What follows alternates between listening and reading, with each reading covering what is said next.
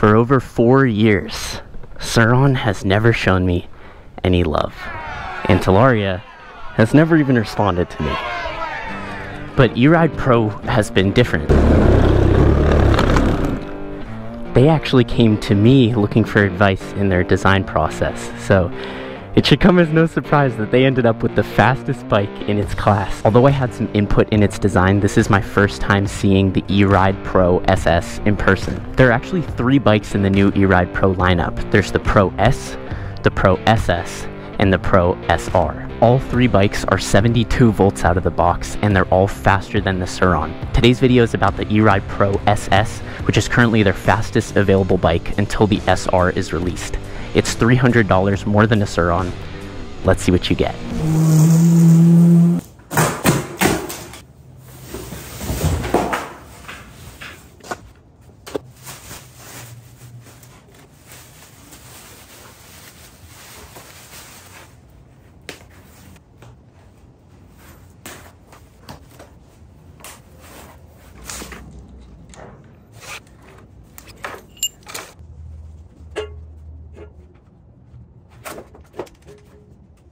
This is pretty trippy. Looks just like a Surron, but just different enough not to get sued. You can see there's these holes designed into the frame. Swing arm's got a pretty big opening. The sprocket's 58 teeth. Usually they come with 48 teeth, so that's a bigger sprocket. So the fact that it goes faster and it has a larger sprocket says a lot. Everything just, looks like a Surron or Talaria, but it's just a little different. Same with the seats, got the eridepro logo on there. The key ignition is identical, slightly different charge port. This connector is the same as the Surron, this is different. Motor's got some branding on it. Same with the controller. The headlight's pretty sweet. This is definitely cooler than the Surron or Talaria headlights out of the box. I like the bar light. Front forks aren't really branded.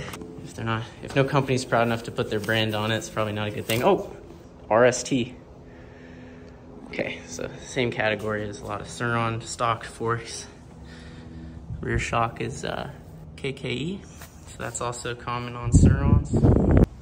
They've got their logo on the brakes. I like that they're black. I don't like the green on Surron brakes.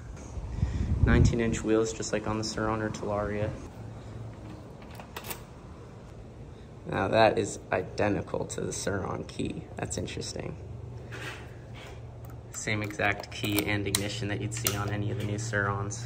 Without even assembling it, it's pretty clear where the inspiration for this bike came from. But the similarities to the Surron should end at performance. This bike is quite a bit more powerful out of the box.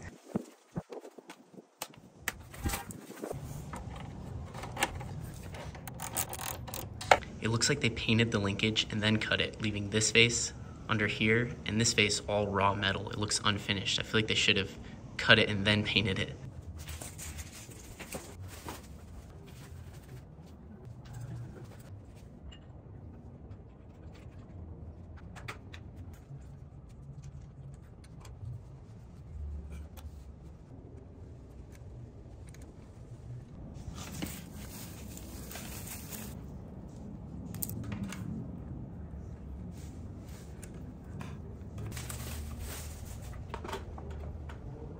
A little bit of rubbing on the horn here and that back. Yeah, there we go.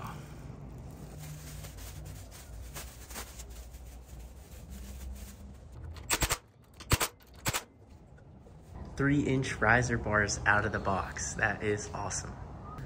And a pretty neat display.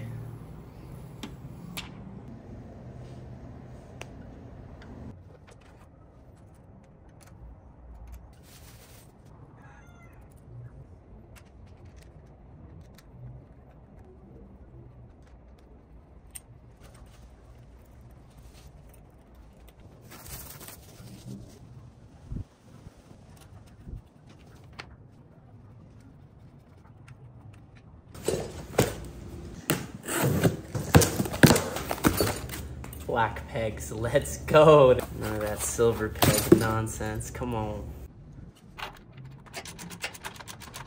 While I was putting the peg on, I realized it has the same exact swing arm nut that the Surron does. Here's a Surron for reference. It's pretty similar, if not identical. It's the first time I've seen it on anything other than a Surron, so that's interesting.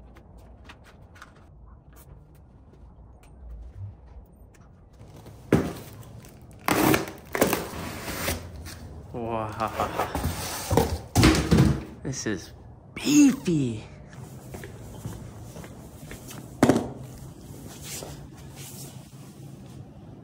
I like the way they integrated this connector compared to the Surron. I think it's going to be easier to plug in. The Surron gives you the exact percentage, whereas the eridepro, you just get the dots. From above, you can see the eridepro battery is a little bit bigger than the Surron battery.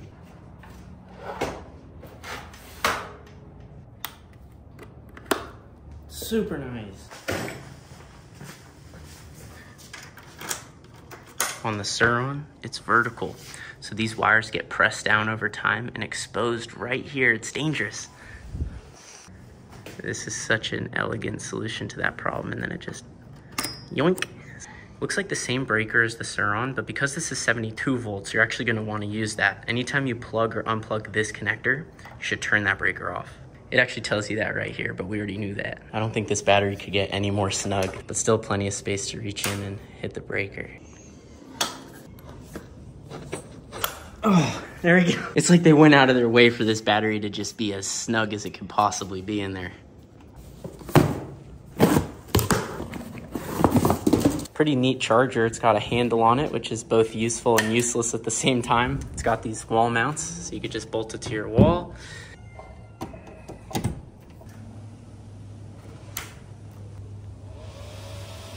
And this is charging at 10 amps, which is not that slow. This is pretty sick. Here we go. This is the Surron X. It's the gold standard of e-bikes. Come on. We got the Talaria Sting R. It's a little bit bigger, a little bit faster, more powerful than the Surron. And then we got the all-new eridepro SS. The lab coat's on. That means we're getting scientific. Let's start with a full throttle pin.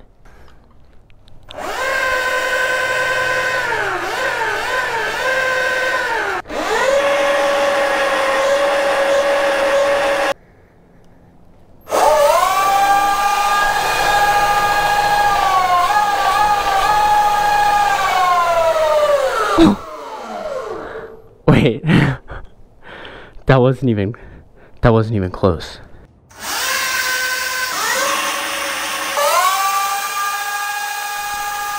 Holy shit. Okay, so get this, prices. The Surron is actually not the cheapest anymore. Somehow the Talaria Sting R is currently the cheapest at $4,500, followed by the Surron at $4,600, and then the eridepro SS being the most expensive at $4,900. Now, keeping that in mind, the Surron has the smallest battery at 60 volts, 32 amp hours, followed by the Talaria Sting R with a slightly larger battery at 60 volts, 43 amp hours, and then the eridepro SS in its own class at 72 volts, 40 amp hours. That means this bike's battery is more powerful and has more capacity than the Surron or Talaria batteries. Just to stress the difference between these batteries, if you wanted to upgrade a Surron with a battery that has the same specs as the Pro SS battery, it would cost you $2,500 to make that battery upgrade. And this bike just comes with it out of the box. Without any upgrades, the Surron X top speed is 45 miles per hour. The Talaria Sting R top speed is 53 miles per hour. And the eridepro SS tops out at 60. If you upgraded your Surron to get a 60 mile per hour top speed, you'd be up there in the $2,500 to $3,000 territory just to make that upgrade from 45 miles an hour to 60 miles an hour. And you don't have to upgrade this bike. It comes like that out of the box. So when you're looking at a $300 price difference between the Pro SS and the Surron, or a $400 price difference between the Talaria Sting R and the Pro SS, keep in mind that the battery alone is equivalent to about a $2,500 upgrade on the Surron or Talaria, and you're getting it right out of the box. I don't want to sound too salesy. I really don't have anything invested in this, but that's a deal. Jim just got here. Let's see what he thinks.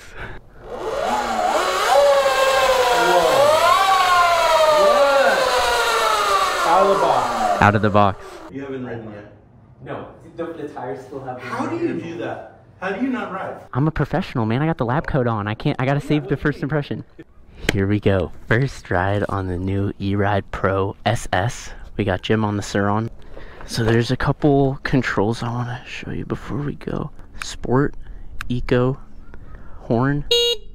That's loud. Turbo button, so that puts you in turbo. That gives you full power. And then this switch is actually for your regen, and I think this is a great design. So you can go from no regen, half regen, full regen. So that's how much the bike slows down when you let off the throttle.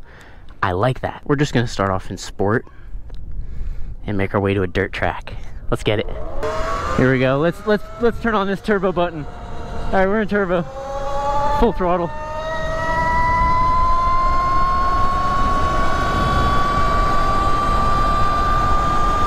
This is fast. Okay, so now then the turbo turns off. Oh, I wish the turbo kept going. Oh, that's powerful when it's in the turbo. Oh, my front brake just went out.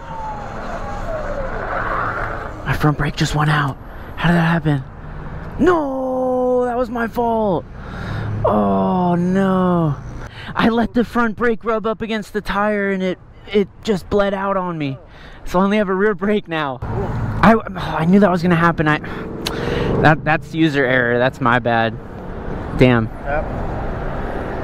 This thing's fast, dude. When you put it in turbo mode, it feels like you put 3 grand into a Surron. Oh, shit. That's what it feels like. Bro. Well, for only like 10 seconds, then it stops. I wish it just kept going. I know, I feel like with the new controller, you could just have it always be turbo. So the regen, I turned it all the way to the max. It's not very strong. The regen's hardly noticeable. Yeah, it's way faster than a Surron. You don't even have to press the turbo button. So I had this dilemma with the Apollo from last week, because it also has a turbo button which unlocks your full power for only a limited amount of time, like 15 seconds. And in the street, I don't like that. You kind of want to have all your power all the time. 50 miles an hour is plenty when you're in the dirt. You only need that extra boost sometimes, and when you do need it, you press that button. So that's sort of in place of having a gear system. Most dirt bikes would have, you know, 5 or 6 gears. This doesn't have any gears, so being able to have that turbo button is basically giving you some more selection between power modes. That being said, I haven't even gotten off-road yet, and I already know that the placement of this turbo button is bad. I mean, it's right there where your thumb is, but it's right next to the horn. I feel like it should be a big red button that you like, boom. Okay, quick wheelie test. Rear brake's locked in. Oh my god. Okay, you can really tell a lot about the power, the throttle curve when you're wheeling it. Super smooth throttle. Good wheelie. I wouldn't even want to turn it into turbo mode for a wheelie. That felt like plenty. And that was way easier to pop than on a stock Surron. There's so much more power to pop on this bike.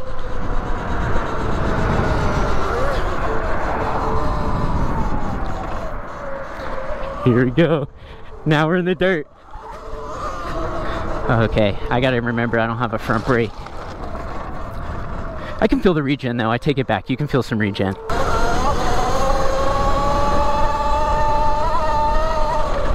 Wow! Turbo mode!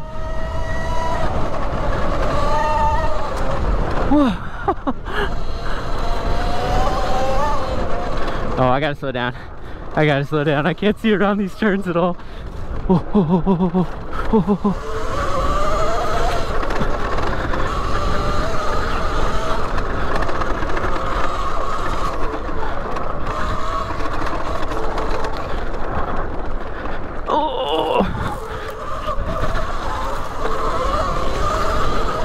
Wow, this is awesome. This doesn't need any upgrades. It just needs a front brake, which it had if it wasn't my fault breaking it.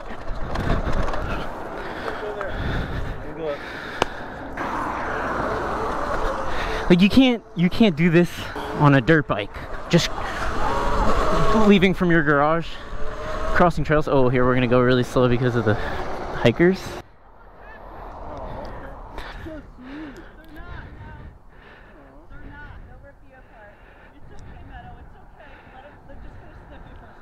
No, don't let them sniff us. This is Akbash from Turkey. Whoa. This thing wheelies uphill. My biggest complaint is definitely the placement of the turbo button. Whoa, look how steep this is. You see that? You see that? The Surron gonna get up. This thing had no problem.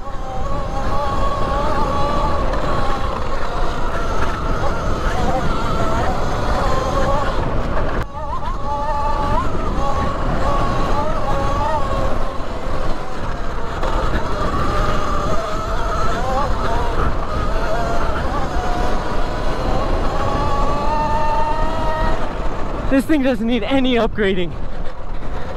It doesn't need anything. This is so impressive. Oh.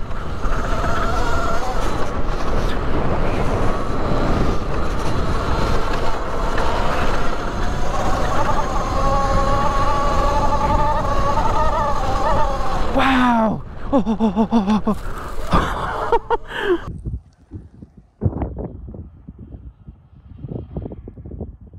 Look at that. That's Jim. Does it get any better than that? Come on.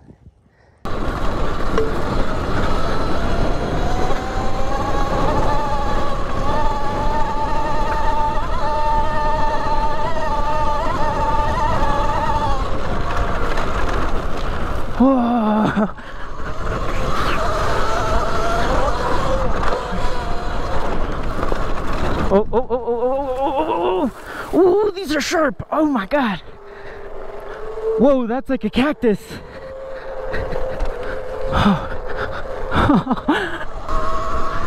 This suspension is definitely stiffer than the Surron. The Surron's cushier. Maybe I haven't adjusted this correctly, but just fresh out of the box, the Surron is like pretty bouncy, which I think is nice, but I actually do believe when you're doing more intense off-roading, you want stiffer suspensions so you're not bottoming out on everything.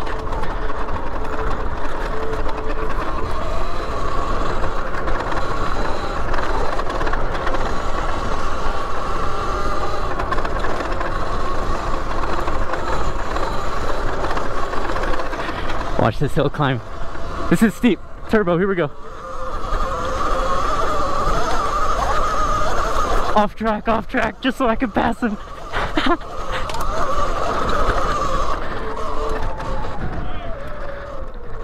Takeover right at the end. Just at the end, just at the end.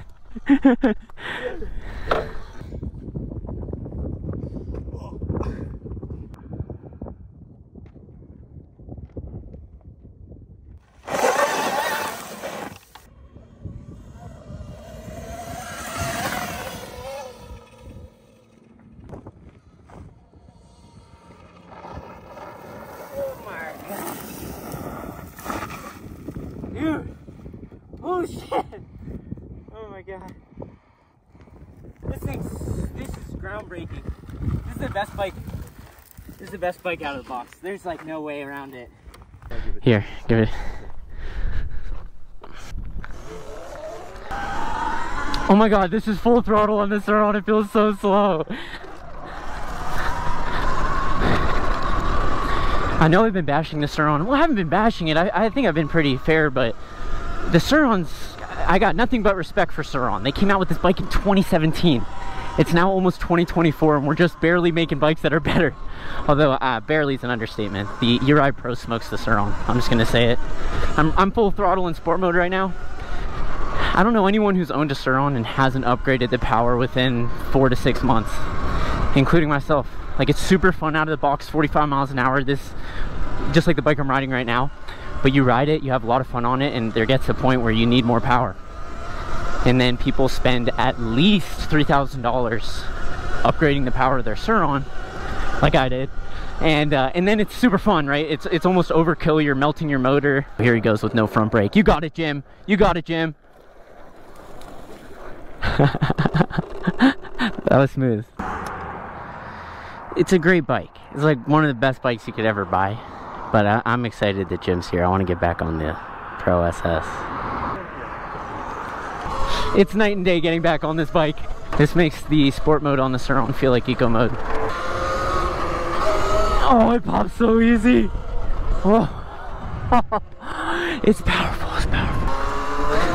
Oh, it pops so nice. Super smooth, come on.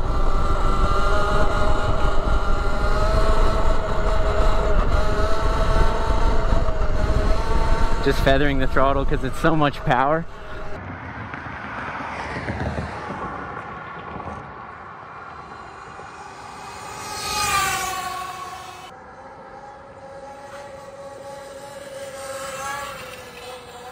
Look, he's full throttle.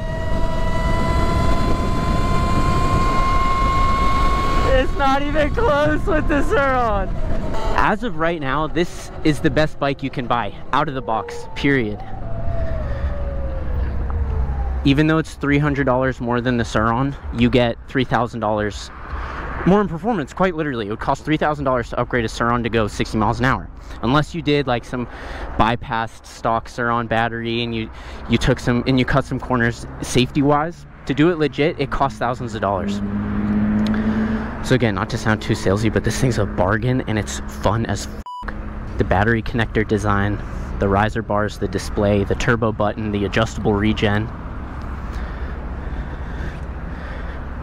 I couldn't be happier with this. As always, thank you so much for watching. Hasta luego.